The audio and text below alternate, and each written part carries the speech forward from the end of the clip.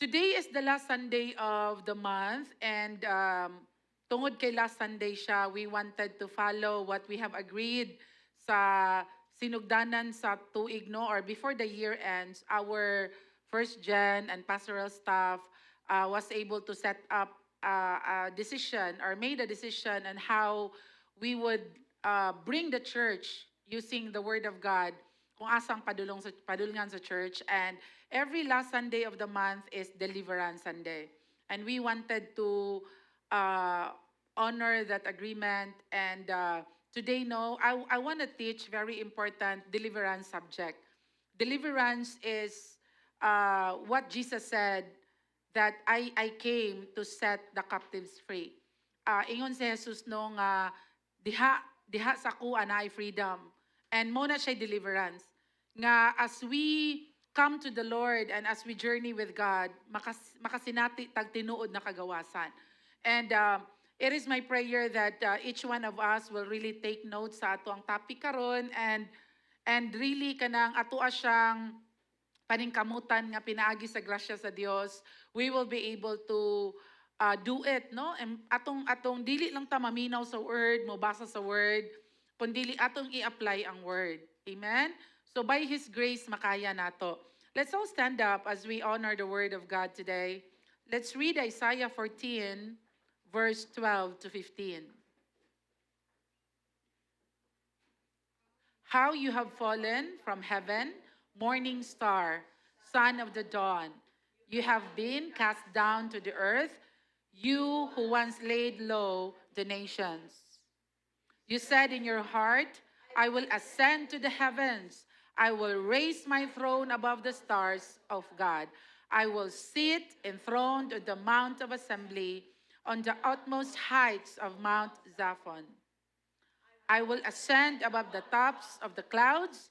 I will make myself the most high. But you are brought down to the realm of the dead, to the depths of the pit.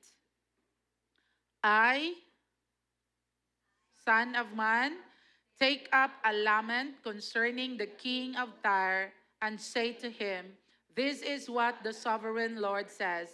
You were the seal of perfection, full of and perfect in beauty. You were in Eden, the garden of God. Every precious stone adorned you: carnelian, chrysolite, and emerald, topaz, onyx, and jasper, lapis lazuli, turquoise. Your settings and mountains were made of gold. On the day you were created, they were prepared. So for I ordained you. You were on the holy mount of God. You walked among the fiery stones. You were blameless in your ways from the day you were created till wickedness was found in you. Through your widespread trade, you were filled with violence and you sinned. So I drove you in disgrace from the mount of God, and I expelled you, guardian cherub, from among the fiery stones. Your heart became proud on account of your beauty, and you corrupted your wisdom because of your splendor. So I throw you to the earth. I made a spectacle of you before kings. Let us pray. Holy Spirit, thank you that you are our teacher. And we are praying today that you open every mind and heart, that we will understand your word. Thank you, God, that your word will continue to be our foundation, and we will continue to fight the battles we are facing today. Nagtuo mi Ginoo nga nakigera mi gikan sa kadaugan tungod kay namatay ka sa cross na banhaw ug nahimong madaogon. In Jesus' name we pray. Amen and amen.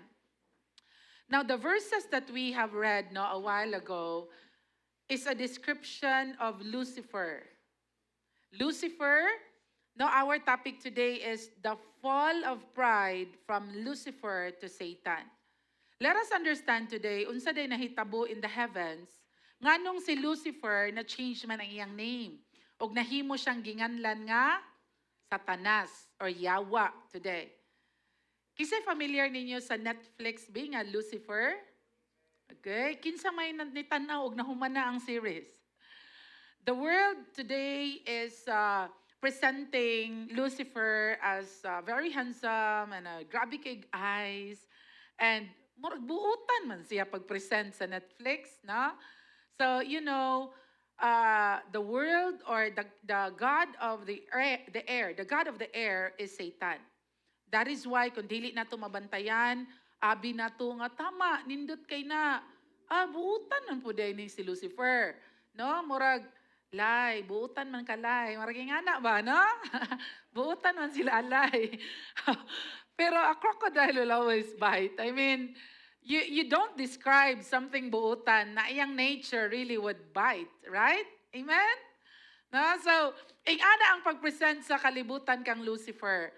And even in Netflix today, that is why I hope my kids will not watch it. Usahay, dili na nako kay mabantayan ang ilapong tanawon.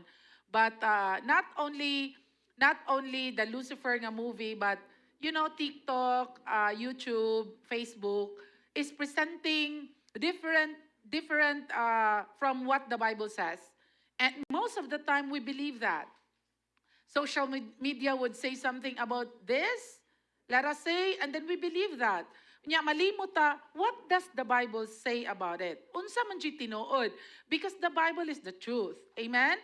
Now, this description, that your heart became proud is a description of Lucifer nga gihimo sa Dios nga very beautiful, and iyang tibuok lawas kay naata ng instruments dira, and gidesign gid siya for leading worship. Yesterday, we thank the Lord for our teams good who did the worship summit. This is the first time in Iligan City, and atong attendance is 71. Atong attendance is 71. Young people and young adults, worship team and media team, and audio tech nga mga individuals who joined the worship summit. And we just praise the Lord for that, because the teams nga ni stand up diri kagahapon does not represent PCGO, but rather they represent Youth Ignite. And Youth Ignite would want to give back to the body bitaw what we have. Unsay mga strands sa usag-usa, and then we give it back to the body of Christ. And that's our goal, that's our purpose, that the churches in Iligan City would be strengthened. No, mahimo siyang tool, avenue si Youth Ignite para malig-on ang mga kasimbahanan in the area of music and media and of course audio. No, so by the grace of God. Now, si Lucifer, kinahanglan na to siya maila-ila. Because many of us, definitely, wala kayo kaila kinsa imong kontra. Our Youth Ignite Sport Fest did a Sport Fest man, no, sa tibuok bulan sa May.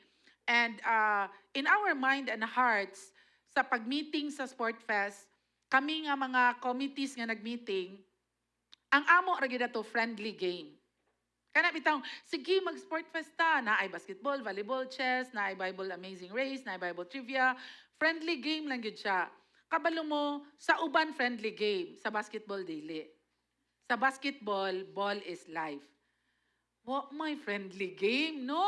Sinikanay, biniray, inisugay, ana gyud. And basketball is basketball. Ingon akong bana, ayaw na lagtanaw kung di ka ganahan, ana, kay maog yun na ang basketball. Masakitan yun na, malahi na yun na paabot sa court. Ana ko na, mau ba? Abi na kog, pag-abot sa court, born again gihapon ka. Ana siya, welcome to basketball life. Ako manggod, tigtanaw kog dula sa akong bana. Isa ko, uyab pa mi, hanto na minyo mi, tigpangaway po kog coach. Ay, not coach, referee. Grabe man kay kakabayas. Unsa man ka, na akong bana maulaw na lang nako. Ana siya, nalimot ka, katong di pa ka pastor. Mangaway ba kag referee? Nya, born again ka to, born again. No, so sometimes when you look at the game, abi nimo friendly ra na. Sa mga lalaki actually, sa court, ing ana sila pag human sa dula, kumusta ay friend na sad sila. Kitang mga babayi kay ato mang dibdibon, no? So murag dili gyud ta bagay sa basketball. Mo na nga My husband would always tell me nga, you have to understand, this is basketball. And sa basketball, bahalag wa pa nay premyo, dungog, ilag yun ang tinud-on ang dula. Dungog, ang dungog, no? So, now, ngano ako na siyang gi-insert? Because sa basketball, we thought nga friendly game ra to. And some other nga ni join, mao na sa ilang mind. Nga it's just a friendly game. So you can just send anyone to the basketball nga liga. But other churches see it as game. Not friendly game, but game. Meaning, different perspectives with pag-abot nimo sa imong kontra. If magpadala kag someone, and then wa ka kabalo kinsa ang ilang kontra, igsuon dihado jud ka sa court. Ngano man? Because you don't know your enemy. For example, si PC Go, nagpadala siyag team. Wala tay ball club, right? Si No Mercy kay mo liga ra kung nailiga. But you know, DHLC is a ball club. Maranatha is a ball club. It means that they play every week as a team. Playing as a team matters in any game. Right? Pag team mo, anad ka, kabalo ka sa iyang batasan, kabalo ka, kaila sila kinsay voice dira, na I coach, ball, ano sila, what do you call that? Ball club sila. Na ay ball club, na ay mga nangapil, dili ball club. What will happen? Lamunon sila sa ball club. Because sa isa ka team, nga wala sila nangandam, kinsa ilang kontra, siguro sa dusi nga naadira, tulo ra gyud ang bukaon og bula. Kanang basketball player gyud. Ang uban, tigdagandagan na lang, salo-salo. What if ang ilang kontra, ball club gyud? Train. Tigdula gyud. Team sila mo dula kanunay. What will happen? Kisay mo daog ka sa dula. Katong prepared, katong nangandam, o katong kaila sa ilang kontra. In life, igsoon, if dili ka kaila kinsa imong kontra, you will lose. Many of us did not take time to study and know our enemy. Our enemy is the devil. And sa manilalay, dili gyud siya mabuutan. Bisan pag moingon kag lay, buutan man kalay. No? Okay, una pag wala kaila nilalay ninyo, kaila na mo tanan. Amen? So, now, ang buaya is buaya gyud na, and silent kay na siya nga reptile, mura siya harmless, mura siya toy, mura siya hafla, mura siya ugoy, mura wa siya nag-move. Dili po ka makuyawan kay di man mo buka yang baba kanunay. Mura raman siya, di ba? When every time I bring my kids to a certain zoo, for example, when they were like very small, they have this tendency, lami, kay muhika pug buaya ba? Mama, can we touch that? Ana bitaw? They don't have an idea nga buaya to, and it bites and it can kill, especially bata. Pero para nila, mura magud siya dili mag-move, mura siya harmless. Pananaw nato no, ang enemy kay murag silalay. Mura siya wala nag-move, mura siya buutan sa imong pananaw kay wa man pud ni buka ang baba. No? Murag adi ni makaharm nako. Amen? Now, let us study today who our enemy is for us to win every battle. Igsuon, many of us nisabak og gera in life, in ministry, in a relationship. Nisulod kag relationship, waka kabalon sa imong gisudlan. Nisulod kag something nga wala pa nimo gisuta, giila-ila, kinsa gyud imong kontra. Because the moment igsuon that we are not wise enough to know who our enemy is, dihado ka kanunay, pildi ka kanunay. Amen? Pero kung kabalo ka kinsa imong kontra o kalidad sa imong kontra, mangandam ka. Mao nang si PC Go, mangandam para sa season 2. Kaya wa man sila kadaog karon. Sakit kay lang heart, di na sila ganan mo adto sa awarding niya. No? Gipangandaman nila sa ilang heart nga ma-champion sila, wala nila gipangandaman sa ilang team nga ma-champion sila. Wala sila ka-prepared nga naay mga teams nga magpadala nga ball club gyud. Meaning, every week gadula sila as a team, not individual. For example, the summit gahapon, is a teamwork. And dili to siya mahitabo just by months of work or a few years of work. It's years of hard work. In individual speakers nila, the Lord worked mightily sa ilang lives together. And, walay success sa something nga dali. Example, si Pisigo ni Apil siya gliga. Dili siya sigig practice as a team. Nag-practice lang sila for a few practices as a team. But they had good. Sa usa ka grupo nga ball club sila. Now, knowing your enemy is very important. As we study the devil, let us show our verses first. Let's go back to verse 12 in Isaiah. Unsay ngalan sa Yawa as the word describes? Morning star. Son of the dawn. Now, morning star is a very beautiful name for an angel. It's like gaglow gyud iyang beauty. Pinasahi gyud si Lucifer. Because galid man siya worship sa tanang angels. And ang description sa Bible, ingon diri, you have been cast down to the earth. You who once laid low to the nations. Pananaw ni Lucifer, naa siya sa heavens. And one theologian says that Lucifer, nahimo siyang murag prideful sa iyang kasing-kasing paghimo sa Dios ni Adam. Nganuman, because gihimo man sa Dios, una ang heavens.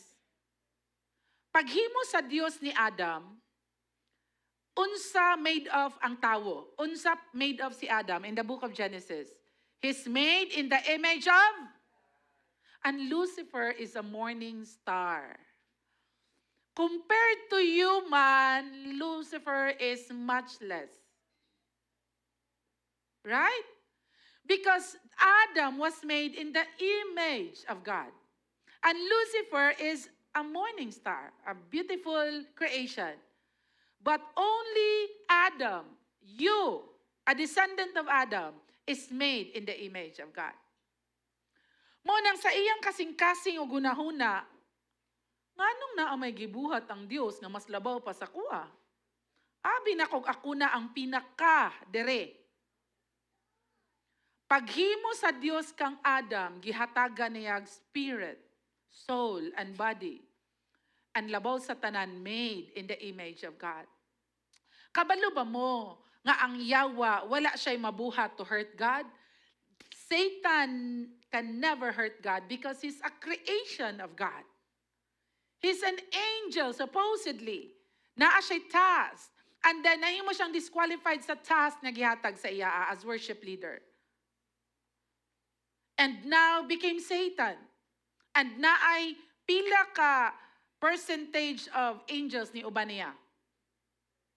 Mag-Bible quiz ra ba unya? Masindig apil na. 1/3.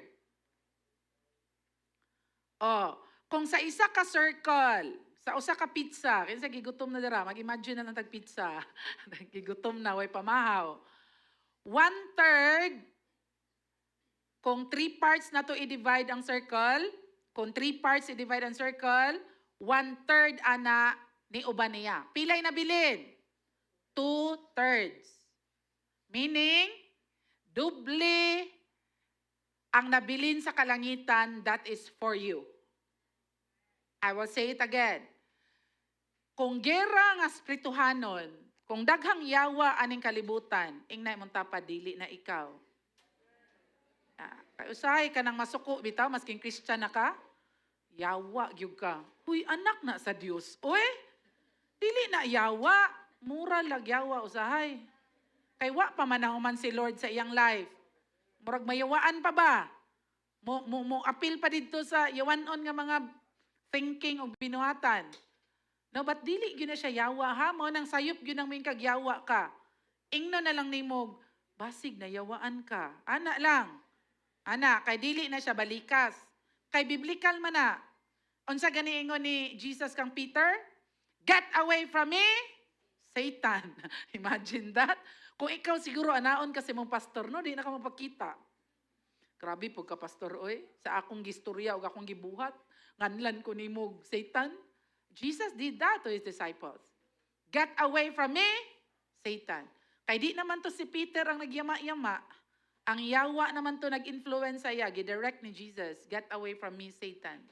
He's not calling Peter directly, but he's calling the devil working in the life of Peter. Amen?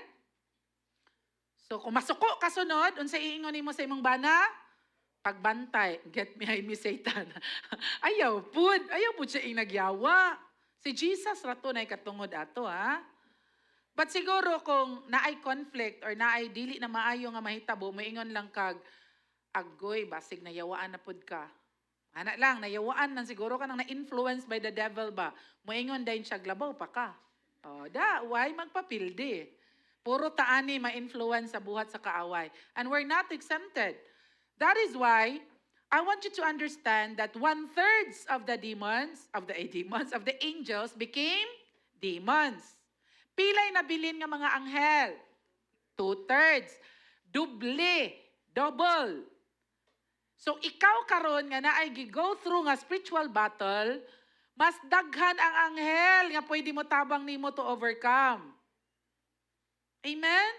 Ayaw kahadlok sa buhat sa yawa, kay the angel of the Lord is with you.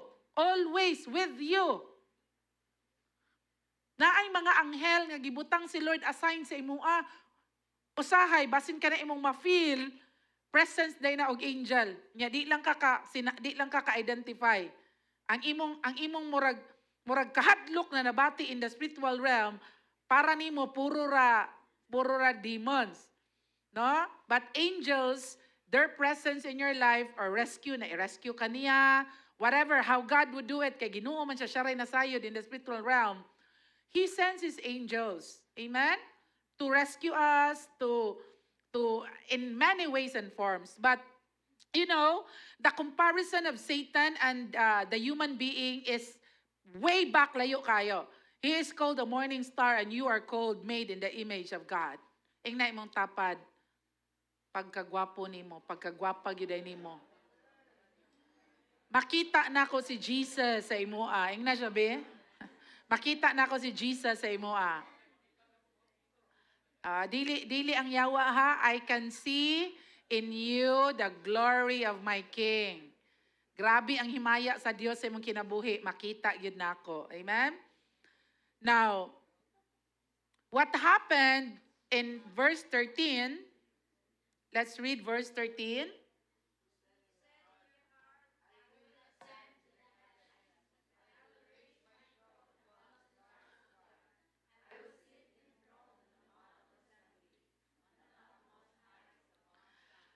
Take note of the word I will.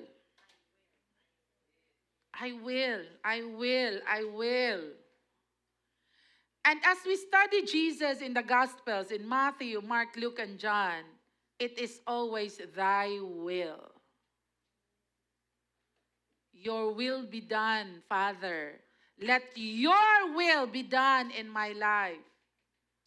The character of the devil is I will. Now, mahimo kang liwat sa kaaway kung ang atong kinaiya puro I will. I. Because the character of Jesus is thy will be done. Lord, nasakitan ko. Lord, dili ko okay. Unsa may will nimo para nako ani nga situation? Not I, but thy. Number one, nga gusto nako is number one note nato today. Pride leads to rebellion against God. Pride is the root of all sin. Pride is the reason why Lucifer, made by God so beautiful, became Satan today. Pride. Pride is I am right. I. Pride is ang pinaka-center sa P-R-D-E. Unsay na sa center sa word nga pride? You know that it's pride when the center is I. When tanaw nimo ako'y sakto, perme. Kanang imong tapad nga babayi, basta babayi imong tapad, ing na siya, magbag-o na ta. Babayi.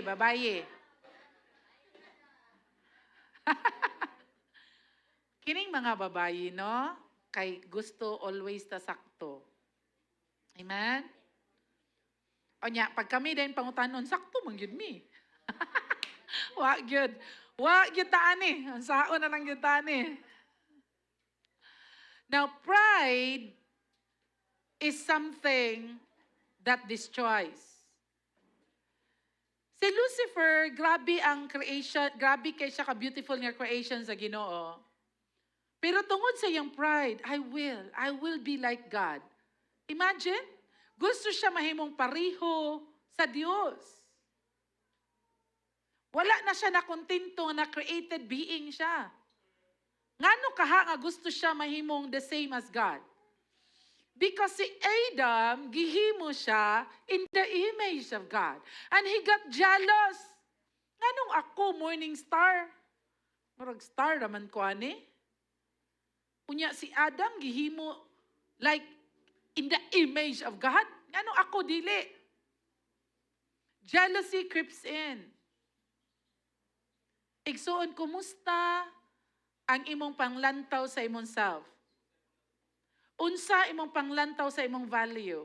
Because the more you're jealous with what others have or who they are, the more ka igsuon, kanang jealousy, mao na siya ang makapahimo sa tao nga prideful na noon ta. Tungod kay, diing animan ko, mao gyud ni, ako good, kuan good. Pero di ay, naselos day ka sa unsay naa sa uban.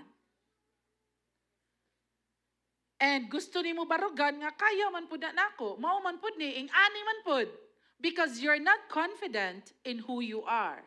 Kung kinsa ka, kung unsay porma sa imong ilong. No? Nya kay basta lang kay makaginhawa good, ilong na na.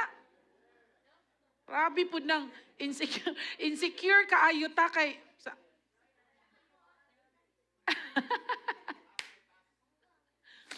no? Let's read Isaiah 14, verse 12 to 14. Gangyo na ko ang mga youth nga mobasa.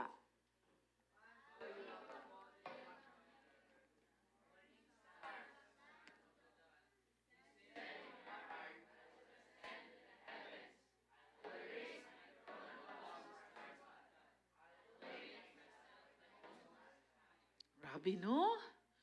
I will make myself like the Most High. Pride igsuon would lead to rebellion. Kana bitang tanaw nimo sakto ka? Tanaw nimo kaya na ako ni bahalag mauna. And tanaw nimo sa imong kagilingon, I can make myself this and that. Igsuon, I tell you, once pride is reigning in your heart, you will next be rebellious. You will do what you want to do. You don't want to be within the boundaries. You know, one of the things nga nag-struggle ko very much is pride. Siguro because kanang mo grow up bitaw ka nga independent, feeling nimo, kaya manggod na ako ra. Kay mauman ang training sa akong mind. It's like, sayo ko nga, buhaton ko na, many times walay approval sa akong parents gani. I struggle with pride. Because unahuna na ako, kaya man na ako. And, you know, pride really is something na murag, kalisod ba gyud di ay. And because of pride, I became rebellious. I do things beyond the boundaries. Nagbuhat kog mga butang out of the box. I know in the leadership term, being out of the box is something that would lead you to do something great and amazing in leadership. But remember, as a Christian, you will never be out of the box. Because the Lord is setting boundaries for you. Diri ra katamanak, diri ra katamanak. And kana siya nga boundaries, ingon ang Bible in the New Testament, once you follow Jesus, magkagabay na siya nga box. Imong path, unsay ingon ni Jesus? If you follow me, ang path nimo mahimo narrow. And many of us doesn't want a narrow path. I want to do this. Nganon di man ni pwede. Nganon di man na pwede. Ingon ang Bible, dili na pwede. Magka-narrow ang atong path, magkagamay. Nganong kinahanglan maka mo submit to authority? Because you're under authority. And the moment you don't understand that, that's the moment mahimo kang prideful and mahimo tang rebellious. Igsuon, the plans of God for us is very beautiful. But the moment you don't want boundaries,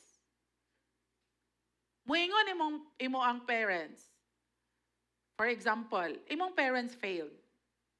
Failed in the area of decision making. Let us say, nangabit imong papa, let us say imong mama, wala ka timana.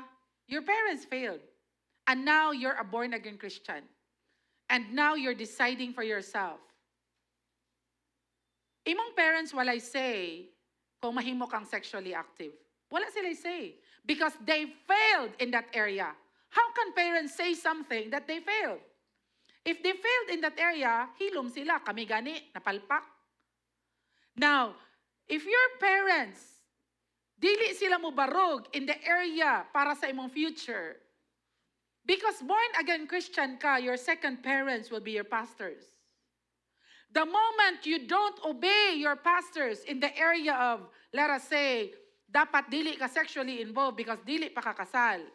The moment you don't listen to that, now you're stepping out boundaries, and now you are disobeying authorities. What will happen? Like Satan, you will be destroyed. Imbis gibutang siya sa position nga naa siya sa heavens, karon gibutang siya sa position sa ilalom pagyud sa yuta. The grave and hell. The destiny of Satan is hell, and all demons understand that. Your enemy is the devil, and he is willing to destroy you. And his biggest asset is pride. So kung ay nagani ang center, ako, kaya nako ni ako, nganong nay magbuot nako, walay magbuot nako, ako. The moment we do that, igsuon, that's the moment mahimutang imbis ma-accomplish nimo ang plano ni Lord sa imong life, you will be disqualified. Ingna imong tapad, hapit na ka ma-disqualified. Gamay na nay kulang.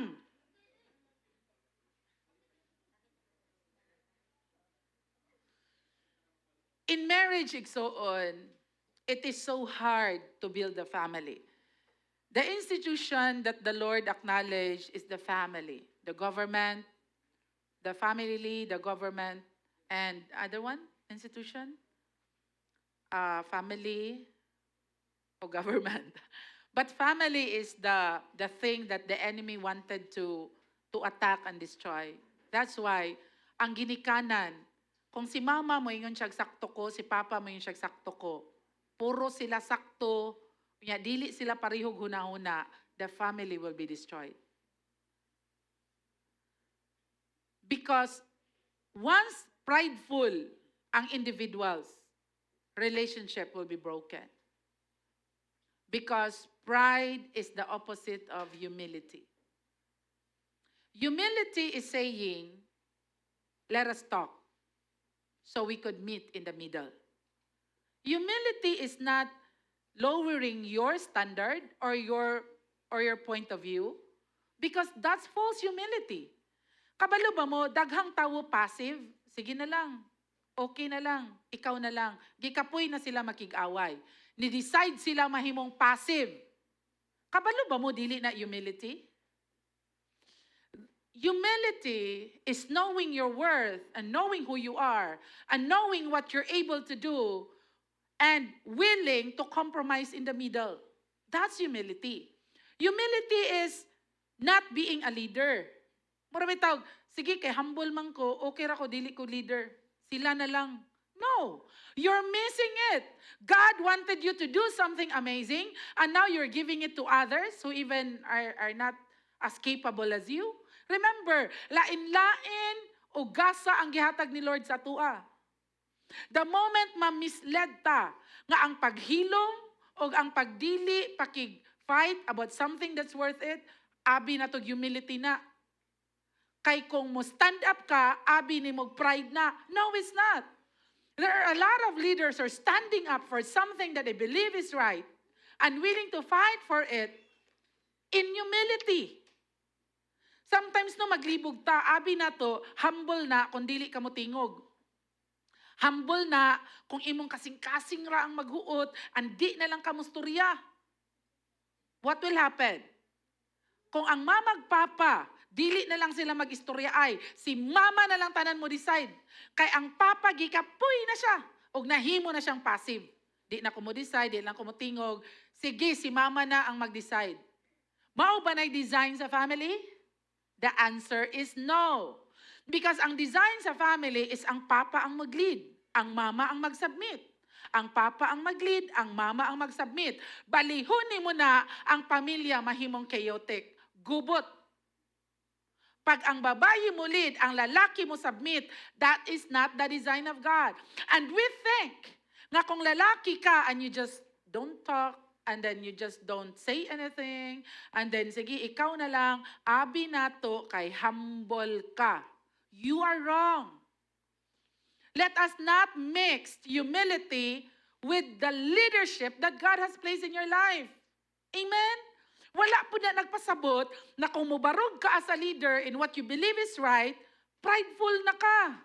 No, it's not. A lot of Christians doesn't understand all these things. That is why daghang Kristohanon mediocre.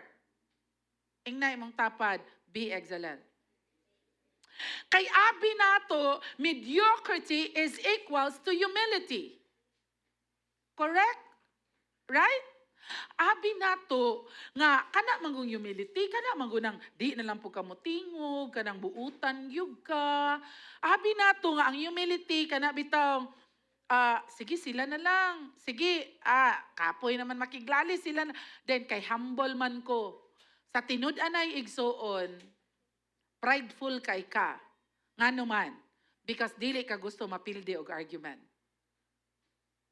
Prideful kay ka, mo nang mohilom na lang ka, kay pananaw nimo sa imong kaugalingon, sakto man gapon ko. Kay dili ka, kapuyan ka mo atubang og tinud-anay nga conversation. You know, real humility is talking and compromising and understanding asa man ta pwede magkasinabot. That's real leadership and humility. Not talking, not being passive, not making decisions, sila na lang, igsuon, that's not your design. Unsay design nimo ingon ang Bible? You are made in the image of God. Second, you're made to lead, to be the head and not the tail. That's who you are. Basta Kristohanon ka, bisan asa ka ibutang, you're supposed to lead. Bisan asa ka ibutang, you're not supposed to follow someone who doesn't know Christ. Asa ka nga grupo karon, you're supposed to lead them to Christ. Dili pwede nga sila ang mo-lead nimo. Kristohanon ka, nakaila kas Ginoo, ingnon ka sa imong barkada, sige bay, magmariwana ta. Kristohanon ka, you're supposed to lead. You're supposed to tell them, sa una rato, nagrepent na ko karon. Dili na ko. Lead yourself first. Pag ma-lead na nimo imong self first, lead them with you to Christ. But una nimo i-lead imong self first. Can I hear an amen? Mag-inom ta karon. Kristohanon man ka. Amen? So what will you say? Kung ingnon ka sa embarkada, mag-inom ta. You would say, born again Christian ko, dili ko mag-inom-inom or maghubog-hubog. Pwede ko mo inom og wine. 4%. Wine inyong dala? Red horse man. Agoy! Taas kay nag-alkohol. Labaw, nagstanduway. So, dili, yung ka pwede, ana. Boundaries na siya. Box na siya, nga di ka pwede mo gawas. Dili ka pwede mo ingon igsuon na di ko gusto ibutag box. Ingnay mong tapad, anak kag Dios. Naagyoy box. Amen? Boundaries will protect you. Boundaries will protect you. The fence, the box, the fence, na dirira ka kutob, will protect you. The moment magbuot ka sa imong gusto igsuon, you're like Lucifer becoming Satan. And you, I, for one, is not exempted, will be destroyed. Our marriage went through hell for many years because of pride. Sakto ko, ingon po na kung bana, sakto ko. Puro mi sakto. Diba? Imperno, among kami niyoon.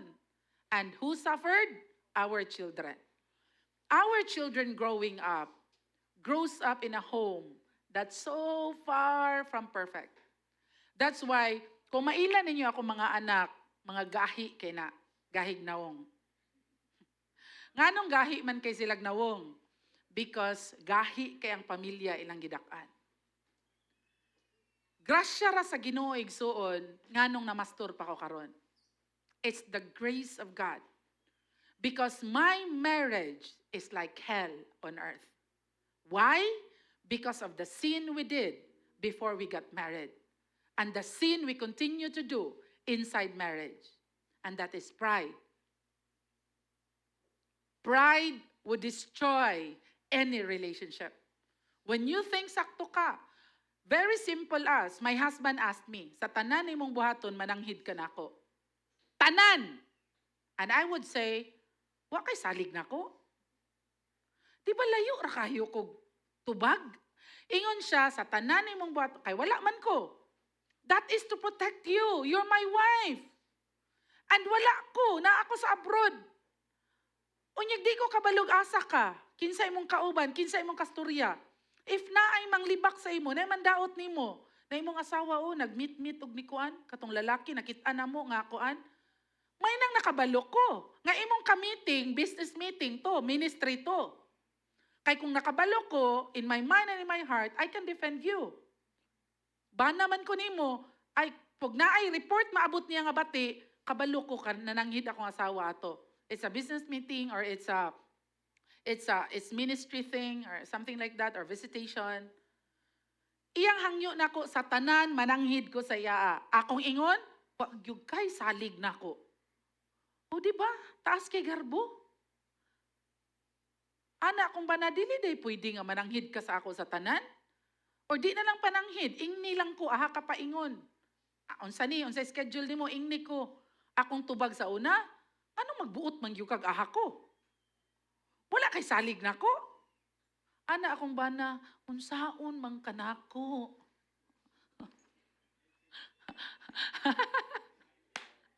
Og ang tanang mga lalaki, salamat sa grasya sa Ginoo.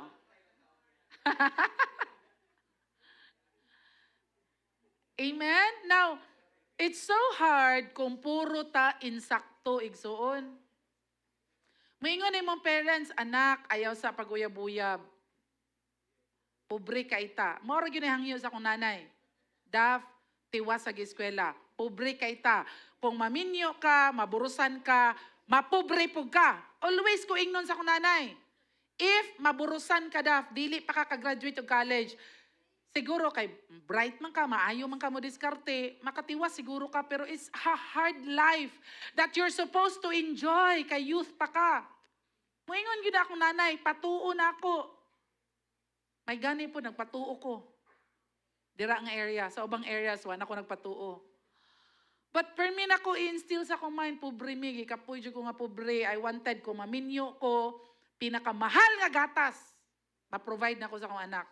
And unsa man ang pinakamahal nga gatas? Breastfeed, uy. Breastfeed, ang pinakamahal. Kabalo ba mo nga ang mama kung makapa-breastfeed siya sa iyang anak, pwede siya di ay dili mo trabaho kay iya ang bana makaprovide para niya?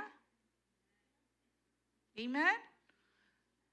Makapa-breastfeed gay ka sa imong anak, meaning sakto kag trabaho, maka-leave ka in the next 3 months. That's government. Kay naa kay trabaho, pagpanganak nimo.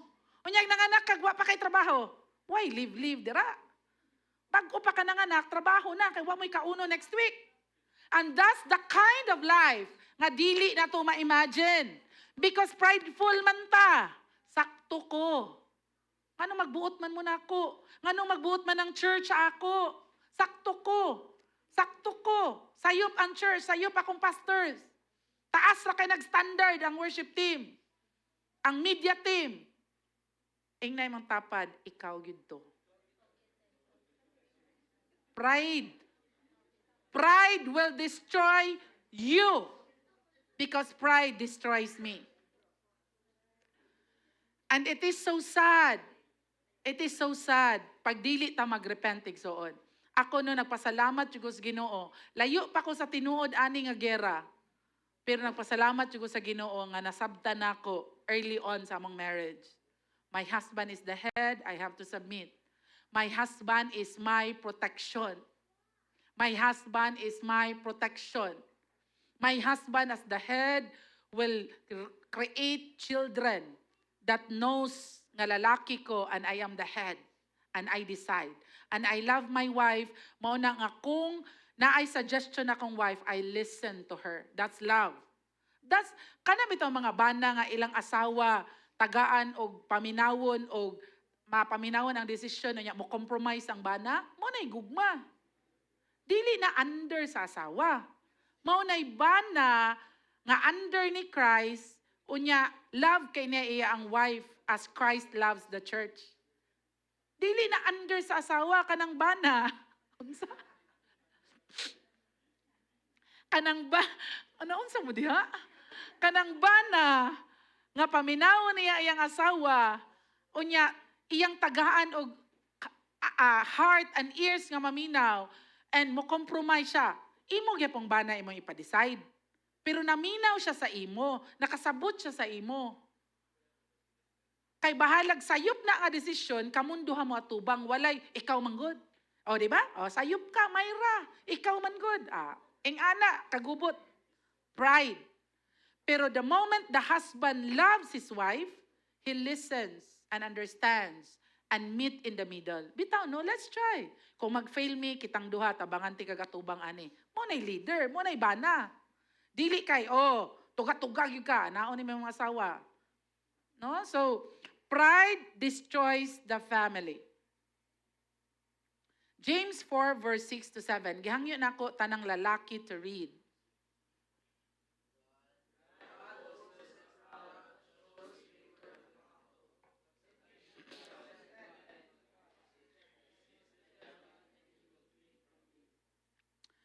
I want you to understand this verse right now. God opposes the proud. Meaning, when you're proud, the hands of God will not be with you. Whatever you do fails.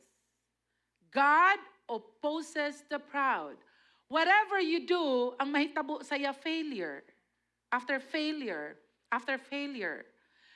Because if God opposes you, it's going to be a hard life. If you want a blessed life, if you want a life nga nagflow ang anointing ni Lord, choose to humble down. Walay tinuod nga panalangin sa trabaho, sa pamilya, sa career, sa ministry. Walay anything nga buhaton nimo nga naa ang panalangin sa Dios if you're proud. Ask yourself today, nganong tanan akong buhaton mag-fail? Nganong tanan akong buhaton palpak? Nganong walay success? Because you're proud. God opposes the proud. When you're humble, the blessing of God, the miracles of God, the hands of God will work beyond your imagination. God cannot work with people who has pride. Mangita gyud siya tawo nga angayan. Nga iyang buhian sa iyang panalangin. Pangutan-na ang atong mga kaugalingon. Nganong, for example, galisod ka today? Nganong galisod ka financially because you're proud? Tanaw nimo, ubos kay ng trabaho kung manglabada ka. Ubos kay ng trabaho kung malimpyo kag balay. Bahalag wala mo'y kaunon, dili lang nimo na trabahoon. That's being proud. And karon you question, nganong wala mo'y pagkaon, nganong lisod kay, nganong pobre kayo? Because of pride. Can I hear an amen? Dili ko mo trabaho, ana. Kay ako, mo trabaho, ana. I remember growing up, basta summer, naagyog ko ng limpyo sa kanal sa syudad sa Iligan. Summer job. My mindset, tanang trabaho, trabahoon ako. Basta makakita lang ko, ana ay dignidad na trabaho. Every summer. Aside sa mayor scholar, summer job. Init ug ulan. Ing-ana ang akong training. Naalang ko'y pangpalit sa kinanglan ako pagka-June. Bisan unsa nga trabaho. Mangibot og grass, manglimpyo sa kanal, kanang anything nga isugo sa summer job sa syudad. And I look forward to that. And many of us, we think, dili ko mo trabaho, anong manglabada man ko. That's a dignified job. Nganong manlimpyo man kog balay. Nganong buhaton man ko ni. Nganong mana, murag ubos man kay na. Kabalo ba mo sa US, mahal kay nag per hour? Nya, sa US man to pastora. Diri kay murag ubos man kay pananaw. Pride. Galisod na ta, halos wala na tay kwarta, basta kay dili ko mo trabaho, ging anak nga trabaho, kay di na ako. Igsuon. Kung mamastor mo, pinakauna nga trabahoon, manlimpyog CR. Walay pagpamastor, igsuon na maing-ani diritso, na naako'y suguon, ang CR hugaw. Pila ka tuig ang CR, limpyuhan na mo na. Ikaw'y manilhig, ikaw'y mga range, ikaw pa gidayin mo wali. Anak, yun na. Basta pride ang maghari, diha na jud ka kutob. Ingna imong tapad, maudi ay.